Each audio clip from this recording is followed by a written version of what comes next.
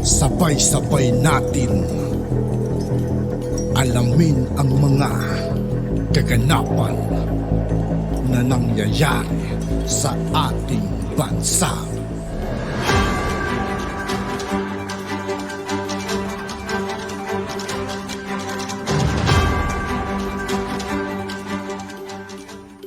Yo, what's up mga kaibigan? This is Aitoke po again. Ngayon nandito ulit tayo sa channel ni Banat Kapanig TV. Dito ulit tayo magbibigay ng komento at reaksyon. Kaya samahan nyo ako guys. Let's go! Walang bearing yung nasa port. Walang connection kasi ang gusto nilang ipakita dito is hindi to shabulab. Ito ay galing sa labas. Okay. Sige, sabihin natin ganun, walang shabulab. Pero ang question doon is kung galing ito sa labas, dapat doon pa lang sa port na intercept na ninyo. Eh ang 60 checkpoint sa kalsada eh. So doon yung course of action, yung checkpoint sa kalsada. So saan doon yung chain of yung connection niya? Chain of custody or chain of course. Ano yung connection nung port na yon doon sa alitagtag, doon sa kalsada, doon sa alitagtag? Kasi hindi naman nila may connect eh. Inabandona daw eh. Galing sa labas. May binabanggit pa silang PCG, Coast Guard. Halos daw ang mga Coast Guard natin nakabantay. Okay, yung BI, Bureau of Immigration, nakabantay sila. Pero, inabandona. Walang connection. Di ba? Doon pa lang huling-huli yung kasinungalingan nila eh. Nahuli pong na yate. And that yate... Nahuli na yate. Pero walang tao. Ano ba talaga? Nahuli, inabandona, ano ba? is iniimbestigahan po ng iniimbestigahan. Lagi ang linyang ganyan. Coast Guard. Asan po silang lumaya, asan sila pumunta, Sir Will cannot answer you anymore. Right now, cannot answer you anymore kasi parang kwentong scripted ang ginagawa ninyo. Kasi kung masasabi nyo sasabihin nyo, galing sa labas, hindi to siya bulab.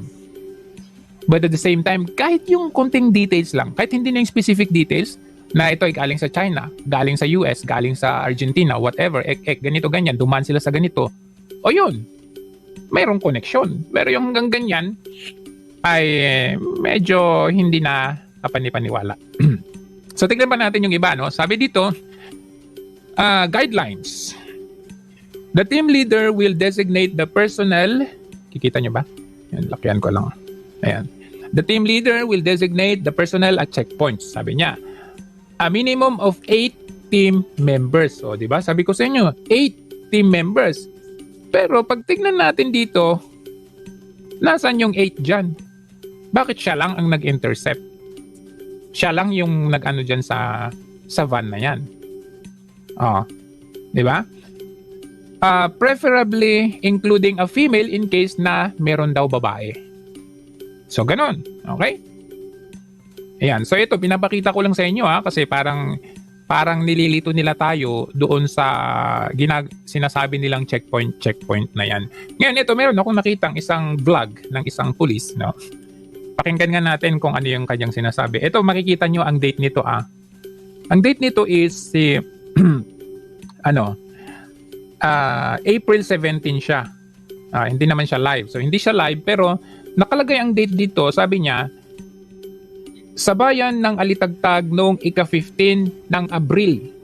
So, ibig sabihin, April 15 ng umaga, nangyari yung interception. April 15 po na... April 15, galing sa kanya. Araw na 8 a.m. nga po ay na-flag down na po sa checkpoint ito po nga van na lulan ang malaking bulto nga po ng illegal drugs. At nung nagkakaon po ng on-site press con po na after a little over after lunch po noon, ay hindi pa on-site press con. So, ibig sabihin, April 15 yun. Pero kung titignan natin yung date, parang 17 yung yung pinalabas nila sa publiko yung pangyayari. po sir, nagsisimula po yung official inventory po noon. So, ulitin natin. Sinabi mo? Press con po na a little over after lunch po noon, ay hindi pa po sir nagsisimula po yung official inventory po noon. Hindi, after lunch pa, hindi pa daw nag-uumpisa yung inventory. Ano yung sinabi ni Abalos? Ito, balikan natin yung sinabi ni Abalos.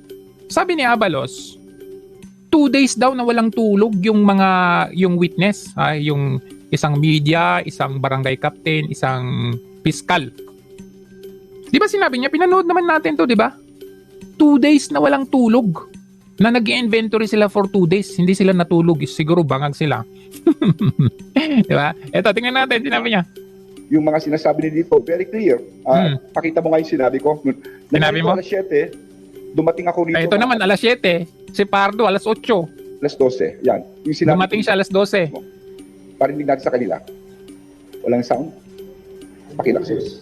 Ang nahuling mga droga ay more or less yung ayon sa estimate ng dalawang tonelada. 2 tonelada ang sabi nila nung una. 2 tonelada and then naging 1.8 tapos 1.4 na ngayon. At ito yung more or less nakakahalaga ng mga 13.3 billion pesos based on standard practice. Kung maririnig nyo, paulit-ulit ko sinasabi, ito'y more or less, ito'y inestimate ng PIDEA, higit kumulang, etc. Dahil hindi mo talaga... Tingnan nyo, nilagay pa nila talaga ayan, DILG, PNP, PIDEA, PCG. Pero nandun yung isang pulis lang, si Captain. ng PIDEA, higit kumulang, etc. Dahil kita po nila, no? Mr. PIDEA, andito ba si Sir? As per kilogram. May sinabi kasi dito na Dito rin dollar. Dito ka nga, tumayo ka na lang dito pa tolid. Si Alfredo Mertola Jr., no? And of course, si Lito Rendola. Dito ka nga, nandun nakasarado yung van. Talagang tumayo pong mga testigo rito, mabuna nung nandun nakasarado yung van hanggang binuksan, binilang isa-isa, pinagtyagaan po nila. Di ba? Sabi niya. Huli, Nandun litin natin. Ito po ay talagang tumayo pong mga... Yan, litin natin. Talagang ito po ay talagang tumayo pong mga testigo. Ay, like and share naman dyan. Nandun nakasarado yung van hanggang binuksan, binilang isa-isa, pinagtyagaan po nila. Binilang isa-isa Sabi, morning yung interception. 7 a.m. kay Abalos, 8 a.m. kay Fajardo. Regardless, 7 a.m., 8 a.m. regardless. Pero sabi ni Abalos, nandun daw itong mga tatlong witness since the start of the operation. At binilang nila isa-isa. Pero kasasabi lang ni Fajardo, even after lunch ng April 15, hindi pa daw nag-uumpisa yung inventory. Kasi tinanong ni Ted Filon, sabi niya, Colonel Fajardo, ano nangyari? Bakit umiba yung bilang? Sabi niya. Gustong i-justify nitong si Fajardo na kaya umiba kasi nung dumating daw si Duterte tuloy. Dumating tong si Marcos, kumbaga estimation lang yung kanyang sinabi kasi hindi pa naman daw nag-start yung inventory. Hindi nag-match yung kanilang sinasabi. Ito yung mga tao talaga nagtsatsaga. Please, Nagtsatsaga. Atty. Rosa Patulot, Besedillas. Yeah. Di ba? Ayan, ito yung isa, itong dalawa, hindi ito, yan, ito, yung isang witness kuno. Yan. Good afternoon po. As one of the witnesses po during the inventory, at the time po na dumating ang ating mahal na Pangulo, nandoon po kami sa pagmamark ng sako. At the time na dumating si mahal na Pangulo. Ang markings is triple E na po. Sa bawat sako po, ang markings po ng investigator is mag-start po kami sa A. Meron po yung initial letters. The initial forward po is, ang marking po noon is A-1 and T. So nung po dumating ang ating mahal na Pangulo, natapos na po yung 2 rounds ng alphabet. So, ayusin mo. 52 na po na sacks. 52 sacks. Ang nabilang nila. Mula na po kami sa at the time na dumating si Marcos. triple AAA hanggang triple EEE. So, 52 plus 5 po. So, 57 sacks na po ang na-inventory nung dumating po ang mahal na Pangulo. So? At kung yun po, ang pagbabasihan po ay total ng number of sacks po. Since meron pong lumabas na 78, nasa 73% po ang na-inventory during the time po na nag-inspect po ng ating mahal na Pangulo. Boom! 70% sabi niya. 70 or 73? Regardless. During the time, 3%, since meron pong lumabas na 78, nasa 73%. 73%. Balikan natin si Pardo. Pardo, ulitin mo yung sinabi mo, Pardo. Ay hindi press con po na Ito. nung nagkakaroon po ng on-site press con po na mga after mga a little over after lunch po noon, ay hindi pa po sir nagsisimula po yung official inventory po noon. Bakit hindi nag-match yung pinagsasabi nyo? Sabi ni witness yun ay very crucial kasi witness yun. Sabi ni witness, at the time na dumating si mahal na Pangulo, 73% na yung inventory. Ang sabi naman ni Fajardo, ito. So dumating po doon si SILG, nandoon po ang little over after lunch po noon, ay hindi pa po sir nagsisimula po yung official inventory po noon. So Sino nagsisinungaling sa inyo? Ikaw, Colonel Fajardo, o yung si witness? Huli! Isang huli natin yan. As you go on, marami kaming mahuhuli sa'yo, Fajardo ka. Bistado no? Ay, tapos na. Walang silbi. At yun nga po mga kaibigan, dito po nagtatapos ang ating reaction video. Muli ako po si I2K ng Sundalo ng Dunggalo. Maraming salamat sa patuloy na pagsuporta. Yeah, peace out.